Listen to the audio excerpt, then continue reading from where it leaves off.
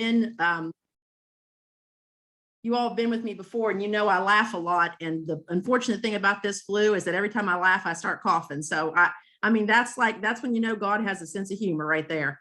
But anyway, thank you all so much for being here. I'm just literally sick about not being able to be there with you. Our first chance of being face to face, and the flu had to enter, but that's okay. I will be there next week, and we will turn it out next week. But today we're going to talk a little bit about accelerated learning and some ways that we can go forth with that. So first thing, and I'm going to give Dee at the end of this the link for this PowerPoint, because it has all the links in it that you can use to see the strategies and do all those things. So I want to take a look really quickly, and I'm just jumping right into it. But when pandemic teaching hit us, lots of things changed. And one of the things that we hear lots and lots and lots about is accelerated learning. And sometimes those terms end up doing more damage than they do good. So accelerated learning has become a little bit of a hot topic because of how people are perceiving it. So we are going to take a look today at what accelerated learning is, and a couple of ways, or maybe a small way, to attack that in your classroom. Another reason is that I know that teachers are just bogged down, and I don't want to bog you down any further. I don't want to make you feel pressured and that you have to do all these things. So this is just a way today that we're going to be able to maybe attack it for one of our power standards. Okay, so I want you to really think about this, that I'm going to think of one of my standards or one of my skills that my kids have to have this year, and I'm going to focus accelerated learning strategies on that area. So just taking a look at this, and this is so funny because I can't see anybody's faces, so I'm just like talking to myself. It's weird. But so this is a look at traditional learning, what it tends to be, and what accelerated learning tends to be. So with accelerated learning, I think the biggest thing that we need to remember is that it's really activity centered, and it's really mental, emotional, and physical. The reason I want to really hone in on that is last week I was able to do a social emotional learning for all for some teachers. And social emotional learning is an aspect that we all need right now, kids and students. Some of the things that I was reading says that 1 out of every 3 teachers are considering not coming back for the 2022-23 school year. 2 out of every 3 parents are greatly worried about their children's mental health. So mental, emotional, and physical kind of teaching is really important. But what we have found through research is that accelerated learning actually builds on social emotional learning. So when we focus on SEL and when we focus on those kinds of things, we can actually help accelerate our students' learning. And that's great news for us because we can put 2 things together and not feel like we have to do all kinds of things. So we're going to take a look at what it means to implement successful accelerated learning. And the big steps, these are like 4 ways that you can, the 4 main steps of accelerating learning. The first one is an adopt an acceleration strategy. That's very important because I want you to be able to adopt one thing.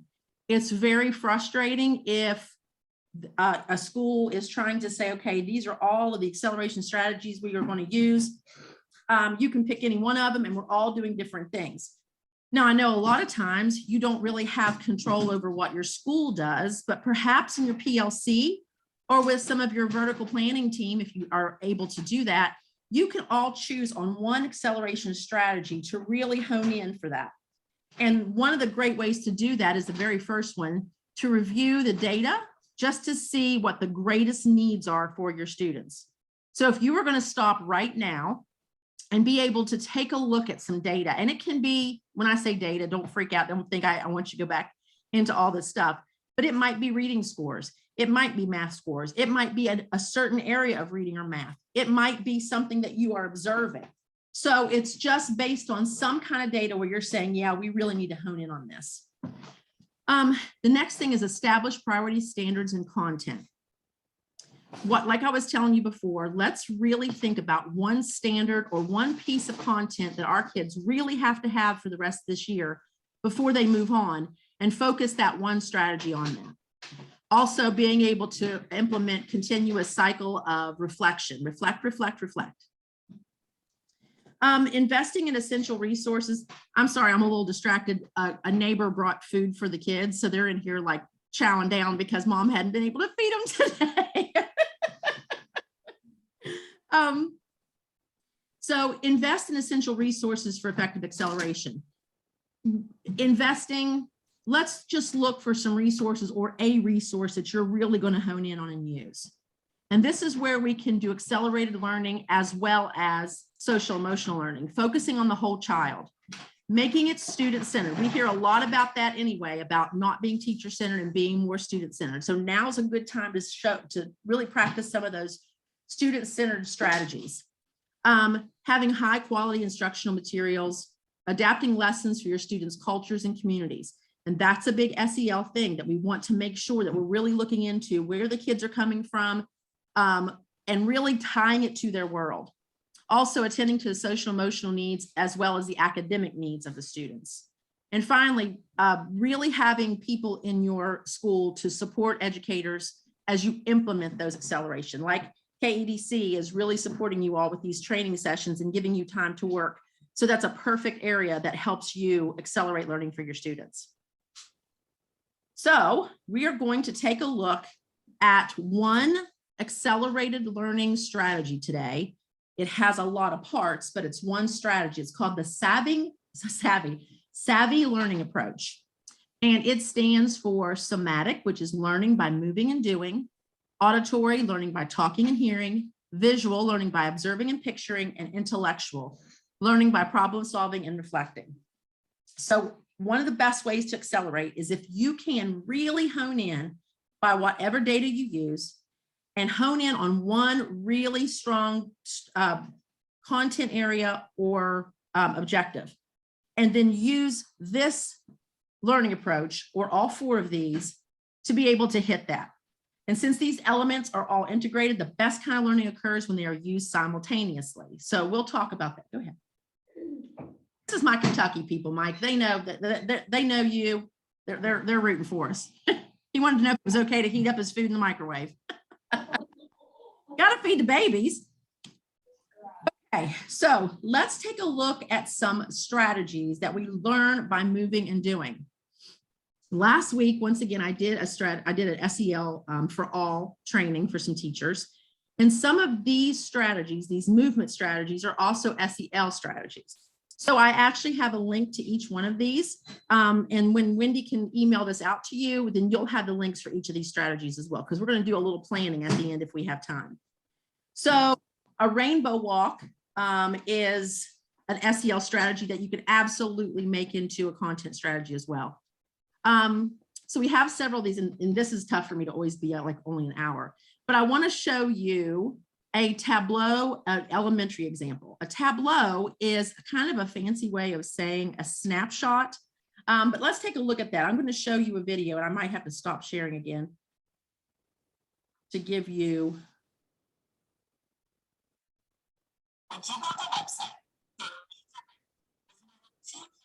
One second. Well, we did. Hi.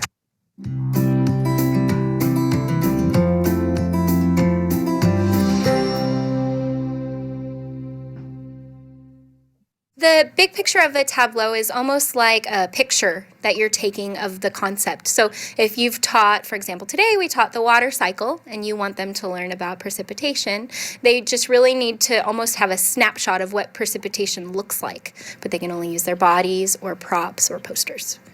With the Tableau strategy, you first have to start with getting the students to really sort of brainstorm about what it is that they're going to be representing. So at first on the template, there's a little spot for them to write a few things about the specific topic. Then at the bottom, you sort of explain to them that they need to have a body representation of whatever that concept is, but they can't move and they can't speak. The students are just so engaged with what they're doing and working with their partner. They love love it because they start to think in different ways that they've never thought before. They're so used to relying on oral speech to explain things, and not being able to do that really shows, can they get the concept? Can they present it to the others, and can the others guess what they're doing?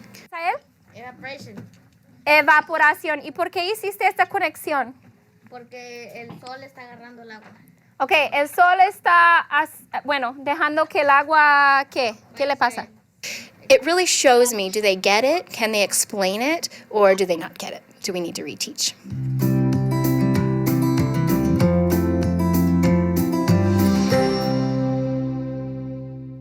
Okay, so we have that example of what a tableau is. Is it back up on the screen?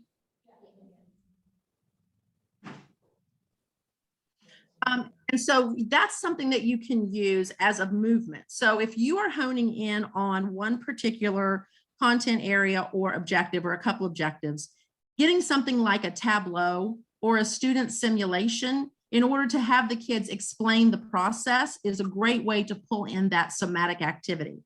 Student simulations are something like that, only they actually go through the whole thing. So instead of being frozen or just being in one area, they literally use their bodies to show how that all works.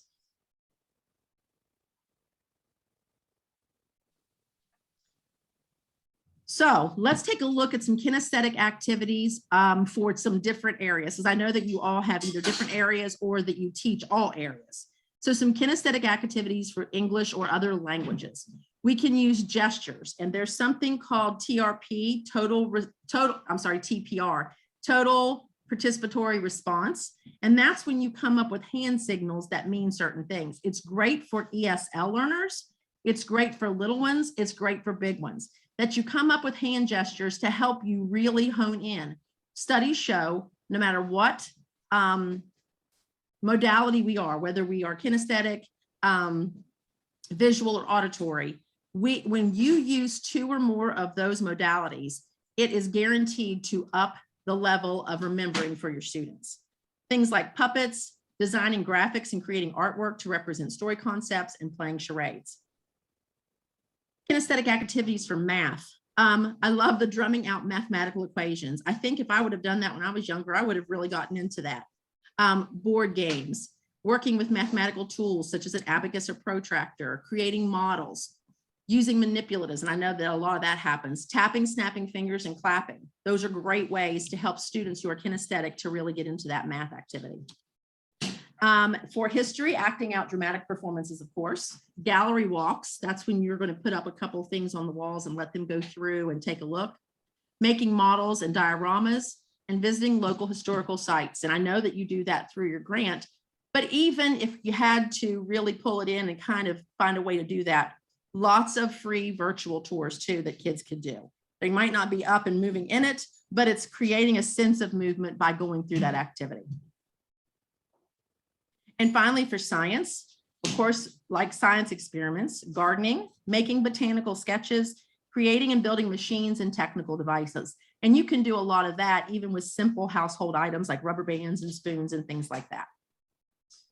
So discourse.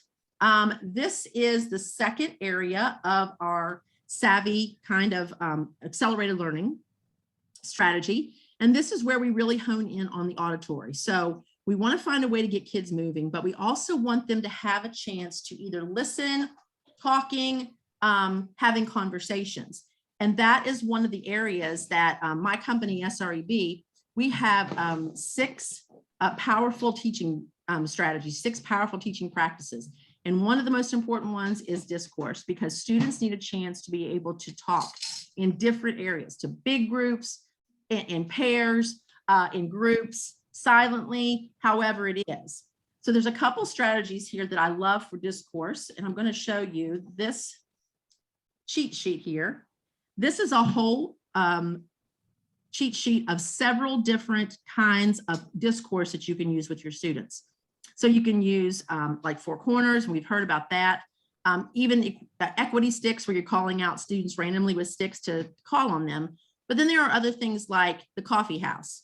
It's when they incorporate roles and increase accountability during group work. students are assigned a part of a task that they are responsible for recording for the group. And then they work together on that. So there are lots of different ways that we can get students to discuss things.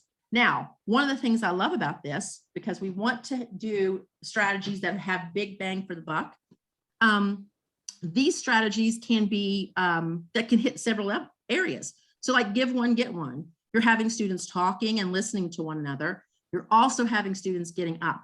So that's a kinesthetic as well as an auditory practice. So it's a great strategy. Also, anytime you can get kids up and moving and talking to one another, finding out what they have in common, what they don't, it's also an SEL strategy too. So I love when things come together like that. A lot of these things are going to have kids getting up and doing different things, so you can have a double bang. All right. And then also, we have another resource that has another set of 7 areas that you can do with discourse. And the reason I wanted to show you this one is that a lot of times when we do some kind of strategy with our students, they are literally frozen in fear or frozen because they don't understand. They are either all or nothing. They're either all the way talking about what they want to talk about or not speaking at all. So one of the great ways in order to be able to get your kids to discuss things like that is really having thought out questions or some question stems. So like here, it's talk about revoicing something, repeating something, reasoning, and adding on, wait time, different things. So there's ways that you can use these sentence stems and questions in order to up the rigor for your students as well. If you want them to just repeat what someone's saying, use some of these revoicing strategies. It's really important because you know that kids have a hard time listening and being able to summarize or paraphrase. So those strategies are super, super important. Another thing about these strategies too is that they're not time consuming. This is something that you could do relatively quickly. Okay, so this is also something else that I wanted to pull out for you, because with accelerated learning, one of the things that studies show is that there needs to be a lot of scaffolding. So accelerated learning, once again, is not repeating everything you already taught. And it's not giving worksheets, and it's not remediation necessarily.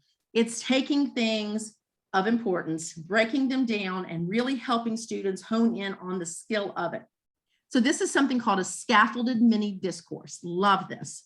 And this is where you literally break the discussion up into smaller pieces. So if you want your kids to discuss what they read or something that they watched or a certain way of doing something, instead of having them to discuss the entire thing, break it down to mini discussions. So the 4 stages of a mini discussion would be introducing the question and the expectations of what you want them to do. Determine key evidence with accountability. What are they going to look at and how are they going to use that to guide their discussion? Having them to discuss the questions using that evidence from the that they used in number 2. And finally, number 4, debrief the conversation and give feedback. So it's a really, really good way of being able to take something small. And so you can do this by having your students already either in pairs or at tables together. And you can introduce the topic and have several times of them stopping and having a discussion. So it's a great way for you as a teacher to also be able to check for understanding, because you're checking and having them speak about this at every step. Take a look at this quote real quick, and I have the resource for it. But focusing on small discourse goals prevents common pitfalls during class discussions. It allows students to build their discourse muscles and layer the discussion with discourse goals and then engage for a shortened amount of time. So it is a way of helping them to learn how to have discussions about something and backing it up with something, but in short little clips, okay? Might sound crazy for you. You're thinking, oh my gosh, they're going to talk forever. It's going to take me 5 minutes to get them to stop talking every time. Once again, if this is something that you have to teach the skill as well, but it is a big bang for your buck activity. So this would be an example of how you would use time for a scaffolded conversation. You could use 1 minute to introduce the questions and expectations, 2 minutes to determine what they're going to use, 5 minutes to discuss with warm or cold calling, 1 minute to debrief, and 1 minute for feedback for the class. So this is just a shortened time for students to discuss and break down a bigger situation that they need to learn. The third part of Savvy is visual, learning by observing and picturing. And the 4 steps to learning, to do an observational learning is, first of all, paying attention to someone's behavior. Now, as we go through this, you can also see this is how people can develop bad habits too. So this is the way that people learn behaviors, bad or good. So we might as well use it for good in our classrooms. Paying attention to another person's behavior. This is the times where you may want your students to watch a demonstration or to listen to someone who is doing a speaking engagement with you and what they're doing and how they're speaking and how they hold their hands and what they do. Retention, the observer stores the behavior in their memory. The production or initiation, the observer must acquire the skills needed to reproduce the behavior. And motivation, the observer finds a reason to reproduce the behavior. So once again, if you're thinking about bad things, if you see a class clown in the classroom, the student is automatically looking at that person. They put that into their brains. They figure out how they can be a class clown, and then they see that the kid's getting some attention, and so that they that's their motivation. That's the bad way. A good way, watching someone do a speech and really retaining the information, like having us to help them to focus on, listen to their voice. What are they doing with their hands? What are they doing with their faces? And then having them to go through and you providing the motivation and the production for them to be able to do that. So some of the picturing strategies and visualization is demonstrations, the KWH-LAQ chart. I think I've done that with you all before, but that's a KWL chart on steroids. If I have not done that with you before, KWH-LAQ is, you can Google it, but it's for what I know, what I want to learn, how am I going to learn it, what I learned, how am I going to apply it, and what questions do I have? And it's a great way of helping students to visually think about something before they ever do it. Mind maps, can't talk enough about those. For visual learners like this, it's something that is very helpful, and it's helpful for them to do this to learn kind of a process. So how cool would it be to have students mind map out a strategy or a process, then have them to do a student simulation where they actually act it out then. So you're going to start seeing these kinds of things come together where you can do 1 or 2 of these strategies. You can hit all the modes of Savvy also with social emotional learning while the kids are learning their content or the standard that you want them to. Storyboards, draw now. That's if you're doing something and you tell them, okay, I'm going to stop you. And you think about this before you get there. Have points in your lecture or your video or whatever it is you're doing where you're going to have the kids to stop and draw now. Have them to draw what they are picturing in their head at that moment. Color coding. I know some of you love to color code, and I do too. That's a visual and picturing strategy that really helps those learners. Infographics, huge, because it's something that we actually see out in the real world too. So we can start having those connections to what people are doing in careers. And just generally saying, why don't you find me an image or a meme on Google Images that tells me that you understand this or shows me what you think about this. So a lot of things that you can do to help kids show you what they are picturing in their mind. Finally, the last part of Savvy is learning by problem solving and reflecting. There are a million problem solving processes out there. So you can choose one to have the kids to do that. You can choose different ones. If you're doing an engineering thing that the kids have to build things or think about something prior to, you can use the engineering problem solving. But there are tons of them, and there are some that are for very elementary all the way up to adult learners. This one I thought was kind of interesting, so I wanted to show you today. It's called the Kipling method. And I like this because this is where you can help students problem solve through a creative process or a creative situation, or when everyone feels like they've run out of ideas.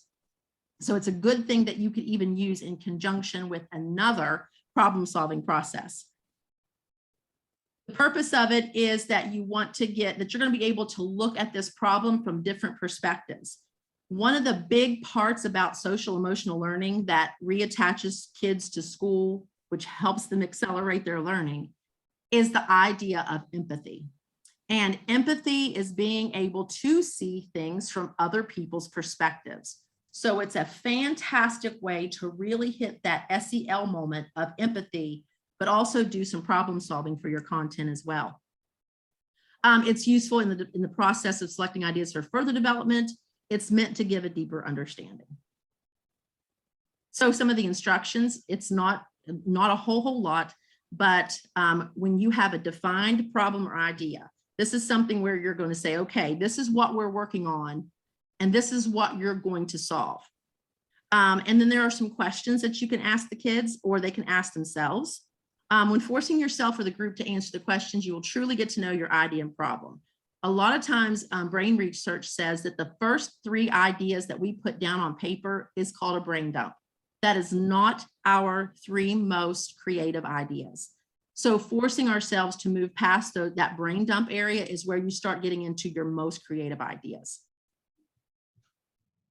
Here are some of the extended questions.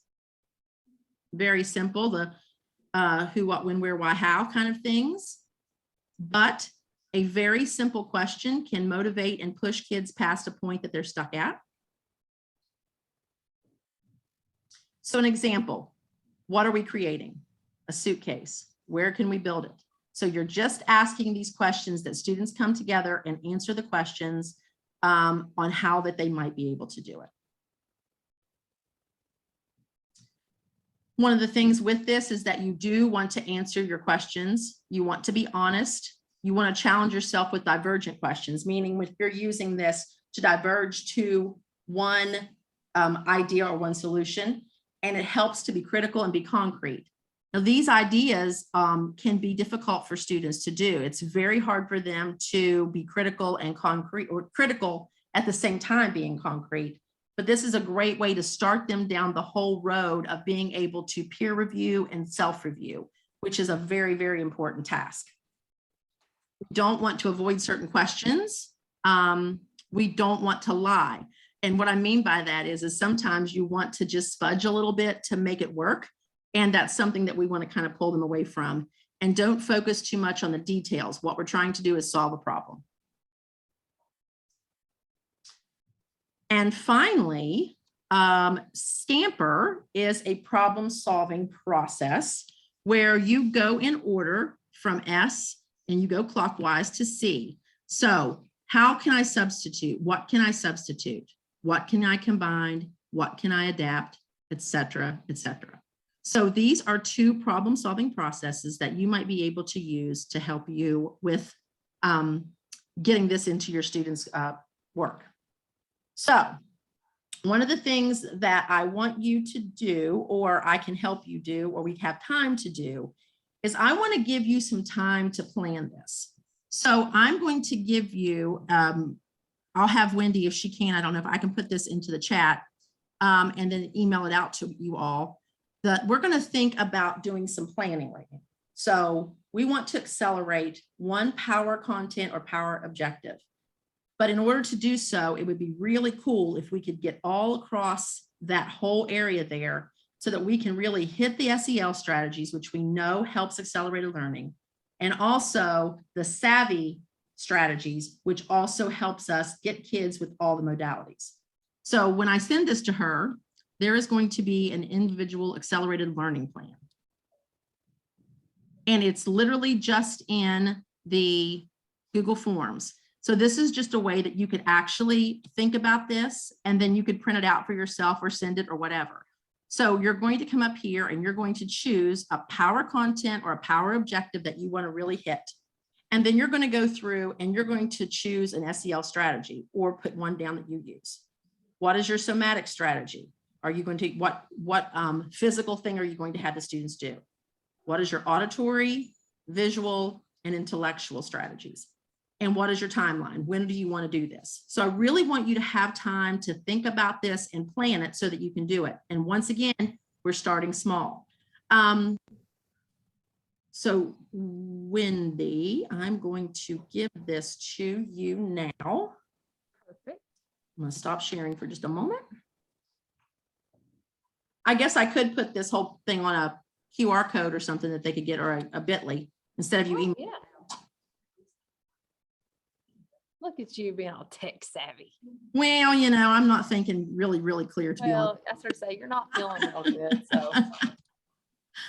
You get a bit.ly or a tiny URL, and that way they can put it into their computers. Yeah, Okay. you're all good like that. I was ready. I know you were. You see that?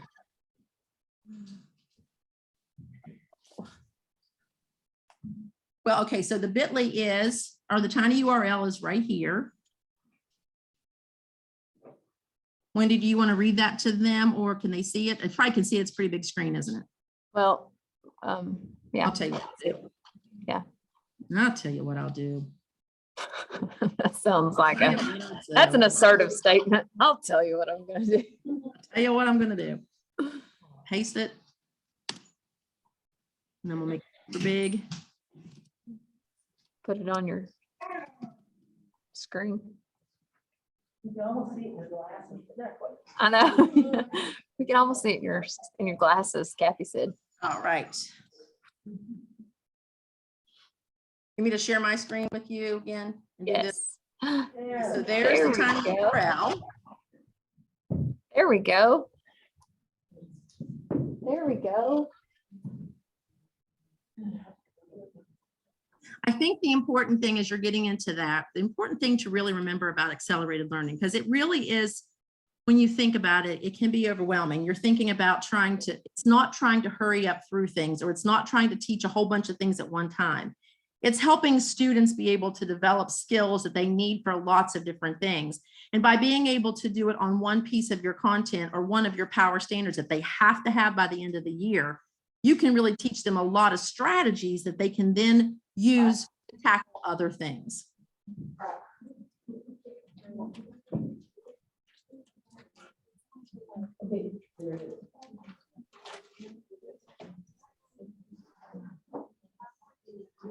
Is there something on our surface Google form? Look for that. Hey, Deb, Yes. it's sending us to your PowerPoint. If you click the red word, it doesn't perform. Okay.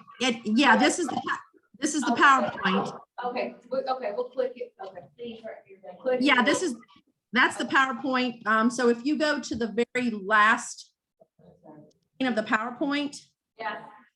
Okay. at the top of 24, you can click on the individual accelerated learning plan. Okay. So click the red word. Okay, got it. Got it. I've not had enough coffee or caffeine. I think it's important. Okay. Hey, will you go back to the tiny URL again? Yes. Sorry. No, I'm sorry. No, you're good.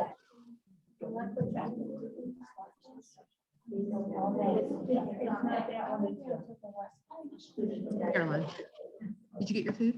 You haven't eaten all day. You have something that, some major skill that your kids need to get. Not what you did week though. Can you eat just like maybe some mashed potatoes? You're welcome. I had to. You didn't eat much yesterday either. You didn't eat soup or something? I'll help you in a minute if you need help.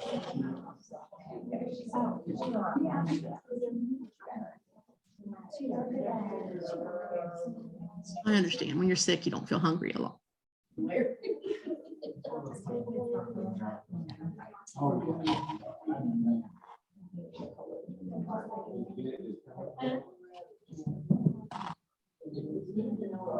Oh, yeah.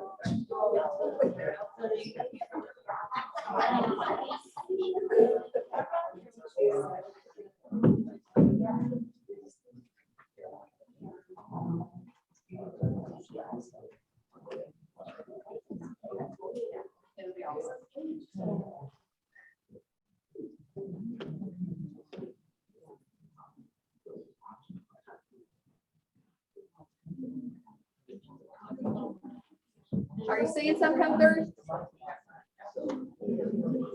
I know you're not feeling good. Are they in? They're getting in. Yep. Awesome. You're the best. Thank you. Oh, I just feel terrible that I couldn't be there. If you want to go ahead, take a nap. Go ahead. Are you sure? Yes. I really do. I can't believe us. how bad I feel. Tell us you love us and then tell us you love Right. us. All right. All right, let them plan that, Okay. around that, and, okay, I love you. All right. So guys, we're gonna go ahead and let Deb take, I'm gonna go ahead and stop the recording, Deb. So